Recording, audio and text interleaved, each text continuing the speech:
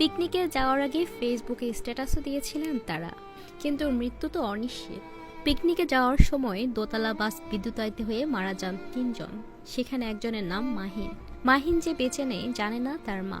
মাহিনের স্বজনরা প্রচেষ্টা চালাচ্ছেন ছেলের মরদেহ না আসা পর্যন্ত মায়ের কানে যেন ছেলের মৃত্যুর খবর না আসে।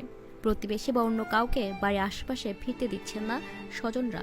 হ্যাঁ দর্শক, গাজীপুরের শ্রীপুর ইসলামিক ইউনিভার্সিটি অব টেকনোলজির পিকনিকের দোতলা বাস বিদ্যুতায়িত হয়ে মারা যাওয়া ৩ জনের মধ্যে রয়েছে রংপুর নগরীর জুম্মাপাড়া এলাকার ইমতিয়াজ হোসেন ইমনের ছেলে মুক্তাসিম রহমান মাহিন। মাহিনের বয়স ২২ বছর। শনিবার সকাল ১০টার দিকে শ্রীপুর উপজেলার তেলিহাটি ইউনিয়নের উদয়খালী গ্রামে এ দুর্ঘটনা ঘটে। বিশ্ববিদ্যালয় থেকে পিকনিকে যাওয়ার পথে বিদ্যুতায়িত হয়ে মারা গেছেন মাহিন।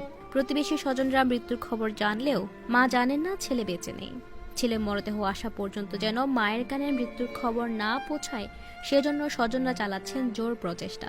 প্রতিবেশী বা অন্য কাউকে বাড়ির আশেপাশে ভিড়তে দিচ্ছেন না তারা। মাহিনের বাবা ইমতিয়াজুর রহমান ইমন এবি ব্যাংকের সৈয়দপুর শাখার ব্যবস্থাপক। ২ ভাইয়ের মধ্যে মাহিন বড়। মা বাবাও পরিবারে খুব আদরের ছিলেন মাহিন। ঝুলে থাকা বিদ্যুতের তারে পিকনিকের বাস বিদ্যুতায়িত হয়ে মাহিন সহ আইইউটির ৩ শিক্ষার্থী মারা যান। এ ঘটনায় আহত হন আরও ৩ শিক্ষার্থী। বিকেলে মাহিনের বাড়িতে যাওয়ার পথে পুরো এলাকা শোকাবহ দেখা যায়। রাস্তার মোড়ে দাঁড়িয়ে প্রতিবেশীরা তার মৃত্যুর খবর নিয়ে আলোচনা করছে। তার বাড়ির আশেপাশে কাউকে দেখা যায়নি। মাহিনের চাচা হাসান রহমান জানান, আইইউটি ইউনিভার্সিটিতে ক্যারিয়ার অ্যান্ড বিজনেস সোসাইটিতে শেষ বর্ষে পড়তো মাহিন। সকালে বাসে বিদ্যুতায়িত হয়ে মারা গেছে মাহিন। মাহিনের বাবা ঢাকার পথে রওনা দিয়েছে। বিষয়টি এখনও তার মাকে জানানো হয়নি। ছেলের মৃত্যুর খবর তার মা সহ্য করতে পারবে না, এজন্য বাড়ির আশেপাশে কাউকে আসতে দেওয়া হচ্ছে না। চাচাতো ভাই ইমতিয়াজ রহমান বলেন, সর্বশেষ ২ সপ্তাহ আগে কথা হয়েছিল তার সাথে, এরপর আর কথা হয়নি। অনেক ভালো ছিল মাহিন ভাই, কখনো কারোর সঙ্গে খারাপ আচরণ করতো না, আমাদের অনেক ভালোবাসতো। ভাইকে অনেক মিস করব। আমার ভাইয়ের মতো যেন আর কারো মৃত্যু না হয়, আল্লাহর কাছে এই প্রার্থনা করি।